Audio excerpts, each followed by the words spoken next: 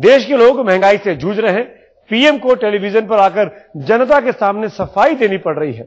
लेकिन आज मनमोहन सिंह के खिलाफ ही एक अजीबोगरीब मंजर पेश हो गया।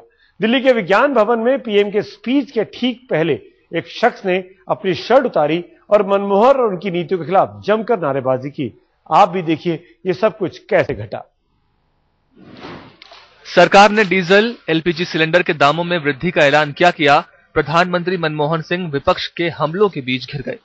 लेकिन पीएम की परेशानी यहीं खत्म नहीं हो रही है, क्योंकि अब देश का आम नागरिक भी उनके खिलाफ हल्ला बोल रहा है। यकीन न हो तो अब इन तस्वीरों को देखिए, कैसे दिल्ली के विज्ञान भवन में पीएम के खिलाफ एक शख्स कैसे तेज आवाज में नारेबाजी कर रहा है। सामने खड़े हैं मनमोहन सिंह और टेबल पर खड़ा यह युवक मनमोहन सिंह पर गंभीर इल्जाम लगा रहा है। अब आप फिर से सुनिए और देखिए भी विज्ञान भवन में गूंज रही इस आवाज को।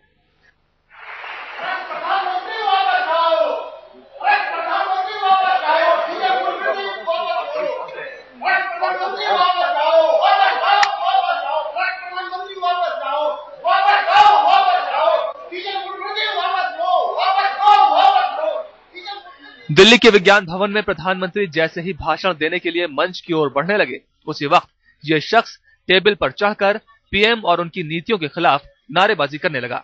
इस शख्स ने प्रधानमंत्री वापस जाओ और डीजल का दाम घटाओ जैसे नारे लगाए। और तो और इस शख्स ने अपनी शर्ट भी उतार ली और तब तक पीएम के खिलाफ तीखी नारेबाजी करता रहा, जब तक कि सुरक्षा कर्मियों ने उसे जबरन नीचे नहीं उतारा। मनमोहन सिंह के खिलाफ नारेबाजी करने वाले इस शख्स का नाम है संतोष कुमार सुमन। बताया जा रहा है कि संतोष कुमार दिल्ली के पटियाला हाउस कोर्ट में वकील है। खबर यह भी है कि सुमन राष्ट्रीय जनता दल के लीगल सेल में है और उसने पीएम के खिलाफ पहले भी एक केस फाइल करने की कोशिश की थी। संतोष की इस गुस्ताखी से विज्ञान भवन में मौजूद हर एक व्यक्ति सन्न हो चुका था। आईबी और दिल्ली पुलिस दोनों ने संतोष कुमार सुमन से घंटों तक पूछताछ की। राष्ट्र के नाम संदेश दिए हुए अभी 24 घंटे भी नहीं बीते थे कि विज्ञान भवन के अंतर्राष्ट्रीय समारोह में इस विरोध प्रदर्शन से सनसनी फैल गई। खुद प्रधानमंत्री भी इसको देखकर हक्के बक्के रह गए। विरोध के इस तरीके को लेकर बहस हो सकती है, लेकिन इसको देखकर प्रधानमंत्री को भी एहसास जरूर हुआ होगा कि भ्रष्टाचार और महंगाई को लेकर आम लोगों के मन में अभी भी कहीं न कहीं गुस्सा जरूर है। पैसा कहां से आता है? पैसा पेड़ों पर तो लगता नहीं है। अगर हमने कोई कार्रवाई नहीं की होती तो वित्तीय घाटा कहीं ज्यादा बढ़ जाता। शुक्रवार की शाम मनमोहन सिंह ने देश के सामने अपनी सरकार की सफाई पेश की थी और माना जा रहा है कि पीएम की उन दलीलों से खफा होकर संतोष सुमन ने ऐसा कदम उठाया। लेकिन एक बड़ा सवाल यह भी है कि इतनी सुरक्षित और हाई प्रोफाइल जगह पर पीएम के खिलाफ खुलेआम आवाज तेज करना क्या सुरक्षा में सेंध नहीं है? कानून के एक जानकार के खिलाफ कानून के किताबों में ही गुनाह ढूंढ ढूंढ कर पुलिस बेशक परेशान हो गई हो, लेकिन पीएम के सामने इस अजीबोगरीब विरोध प्रदर्शन ने इन वकील को रातों रात सुर्खियों में जरूर ला दिया।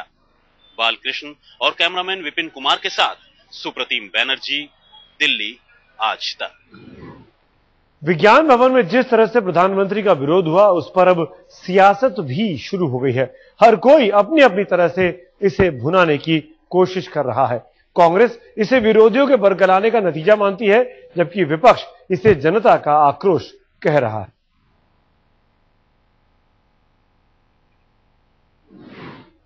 इतना जरूर है कि एफडीआई रिटेल सेक्टर में जो आ रहा है और जिस तरह से महंगाई बढ़ी है, आम आदमी परेशान है।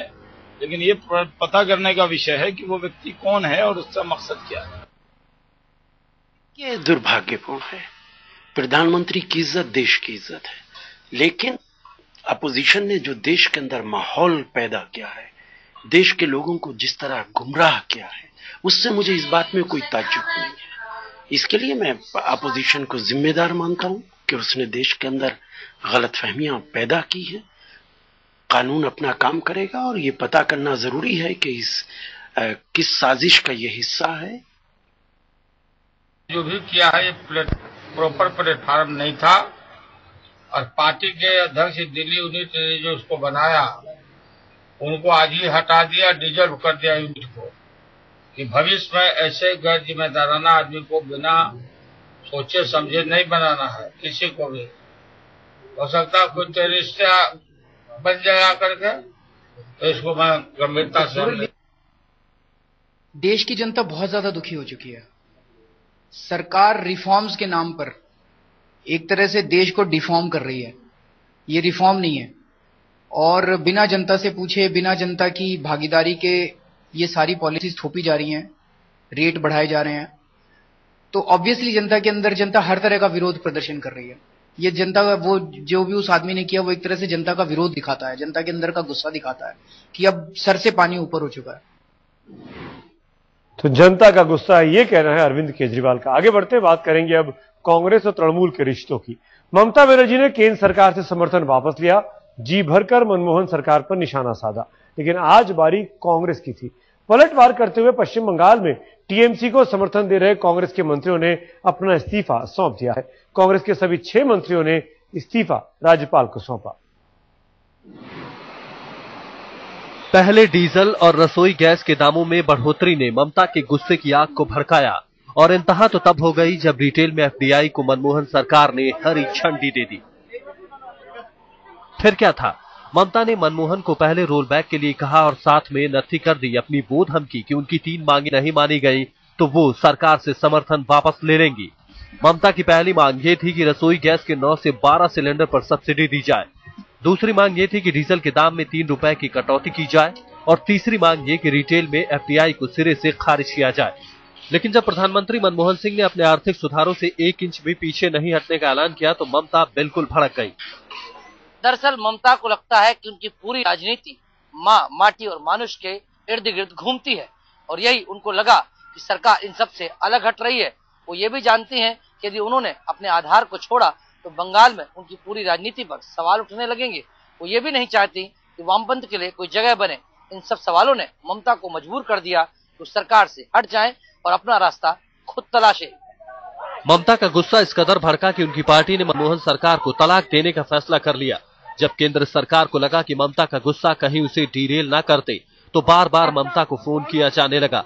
रविवार को पहले पी चिदंबरम ने ममता को फोन करके मनाने की कोशिश की, लेकिन जब ममता उनकी कॉल पर नहीं आई तो खुद प्रधानमंत्री मनमोहन सिंह ने 2-2 बार फोन किया, लेकिन ममता ने पीएम की कॉल को भी चवन्नी भर तवज्जो नहीं दी। और तो और वो रोल बैक से पहले सोनिया गांधी से भी बात करने के लिए तैयार नहीं थी। ममता के तेवर इतने तीखे थे कि उन्होंने यूपीए सरकार के मंत्रियों को झूठा तक बता दिया। गठबंधन के दौर में भी जब कांग्रेस अपनी वाली चलाना चाहती है तो ममता का गुस्सा बार बार 7वें आसमान पर जा पहुंचता है। एक दूसरे से तो दोनों अब अलग हुए हैं, लेकिन इसी साल ऐसे कई मौके आए जब ममता ने सरकार को अपने अंगूठे पर रखा। मार्च 2012 में तत्कालीन रेल मंत्री दिनेश त्रिवेदी की कुर्सी को लेकर ममता और कांग्रेस खुलकर आमने सामने आ गए, लेकिन ममता की बात न मानने का दिनेश त्रिवेदी को खामियाजा भुगतना पड़ा। मनमोहन को भी ममता से हार माननी पड़ी और त्रिवेदी को रेल मंत्रालय से हटाना पड़ा। अप्रैल 2012 में ममता और कांग्रेस फिर आमने सामने आ गए। आतंकवाद के खात्मे के लिए केंद्र की एनसीटीसी के प्रस्ताव को भी ममता ने लाल झंडी दिखाई और दूसरे राज्यों को भी इसके लिए उकसाया। जुलाई 2012 में राष्ट्रपति चुनाव में उम्मीदवार के मुद्दे पर ममता खुलकर कांग्रेस के खिलाफ आई। कांग्रेस के उलट ममता ने अपने उम्मीदवार की घोषणा की और यूपीए से समर्थन वापसी की धमकी भी दी। हालांकि ममता का ये दांव उल्टा पड़ा और आखिरकार भारी मन से उन्हें प्रणब मुखर्जी की दावेदारी को कबूल करना पड़ा। शायद इसीलिए कांग्रेस को भी लग रहा था कि इस बार थोड़े अगर मगर के साथ ममता मान जाएंगी, लेकिन ममता ने कांग्रेस से साफ साफ किनारा कर लिया। रीमा पाराशर के साथ संदीप सोनवलकर, दिल्ली, आज तक। तो ममता कांग्रेस से किनारा कर चुकी हैं। मुकुल रॉय रेल मंत्री थे, उनकी जगह अतिरिक्त प्रभार सौंपा गया है सीपी जोशी को, जब तक सरफेस ट्रांसपोर्ट मिनिस्टर है। इस वक्त उनकी प्रेस कॉन्फ्रेंस चल रही है, सीधे वहीं चलते हैं। जोशी जी एक आखिरी सवाल है। जोशी जी एक आखिरी सवाल है प्लीज। सीपी जोशी की यह प्रेस कॉन्फ्रेंस अभी अभी खत्म हुई है। जयपुर में आज 9 मंजिला इमारतें गिराई गई। अवैध इमारतों के खिलाफ जयपुर विकास प्राधिकरण की मुहिम के तहत यह कार्रवाई की गई।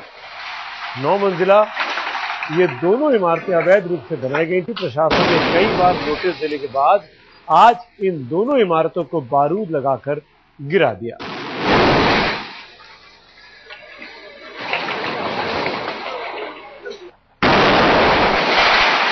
ताश के पत्तों की तरह ढह गई दोनों अवैध इमारतें, बारूद लगाकर प्रशासन ने इनको गिरा दिया।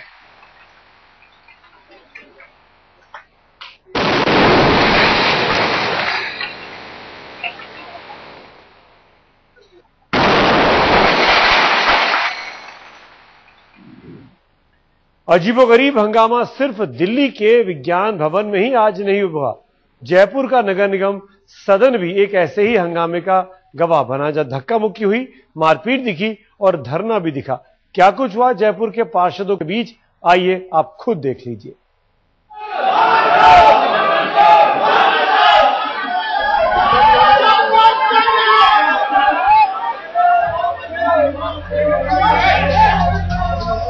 हल्ला गुल्ला, धक्का मुक्की,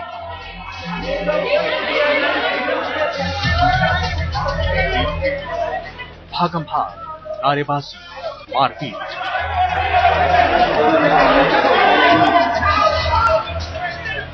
कुल मिलाकर बरपा है जबरदस्त हंगामा।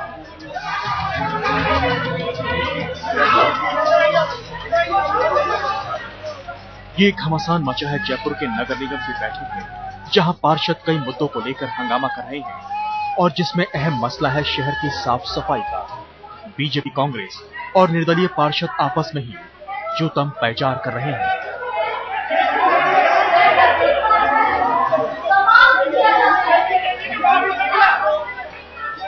यहां देखिए, सदन के बीचों बीच मेज पर चढ़कर मुर्गा बनकर अपना विरोध दर्ज करा रहे हैं दो निर्दलीय पार्षद। शहर में सफाई व्यवस्था खराब होने की दुहाई देकर अपनी इस हरकत से सदन के काम को उन्होंने ठप कर दिया।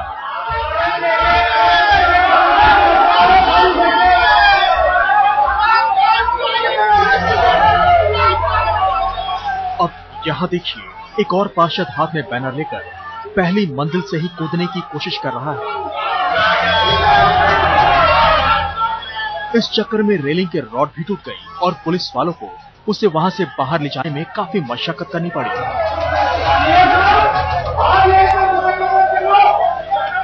और तो और जब सदन में मेयर आई तो बीजेपी और कांग्रेस के पार्षद सभी मर्यादा को ताक पर रखकर आपस में ही मारपीट करने लगे।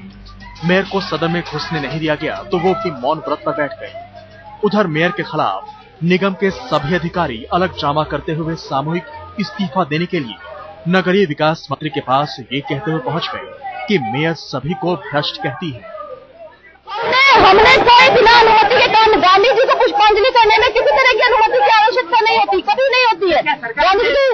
गांधी जी के देखिए, इसमें तो मैं कहना चाहूंगी बीजेपी की साजिश है। बीजेपी जो है ये कोशिश कर रही है। कमाल की बात यह रही कि पक्ष विपक्ष के पूरे ड्रामे में लोगों की समस्याएं ज्यों की त्यों छूट गई। खास बात यह है कि जयपुर में जब भी नगर निगम की बैठक आयोजित की जाती है, सदन का नजारा किसी सर्कस से कम नहीं होता है और इस बार भी ऐसा ही हुआ। शरद कुमार, जयपुर आज तक। शिवसेना सुप्रीमो बाला साहब ठाकरे की बात करते हैं। बाला साहब ठाकरे ने समाजवादी पार्टी के अध्यक्ष मुलायम सिंह यादव के खिलाफ कई तीर आज छोड़े हैं। यूपीए 2 सरकार के संकट मोचक मुलायम सिंह यादव पर करारा वार किया है शिवसेना सुप्रीमो बाल ठाकरे ने। सामना के संपादकीय में बाल ठाकरे ने मुलायम के खिलाफ जमकर आग उगली है। ठाकरे ने कहा है कि एक तरफ विरोध और दूसरी तरफ समर्थन करना यह मुलायम का पुराना नाटक है। संपादकीय में ठाकरे यही नहीं रुकते, मुलायम को टेकू चंद तक करार देते हुए वो लिखते हैं, आखिर मुलायम सिंह ने असली दांत दिखा दिया। मुलायम ने हमेशा की तरह सांप्रदायिक ताकतों को दूर रखने का राग अलापा। एक तरफ विरोध, दूसरी ओर समर्थन का बिगुल फूंकना। मुलायम का यह नाटक कोई नई चीज नहीं है। इससे पहले भी जब यूपीए सरकार कमजोर होती नजर आई थी तो इसी टेकूचंद ने अहम भूमिका निभाई है।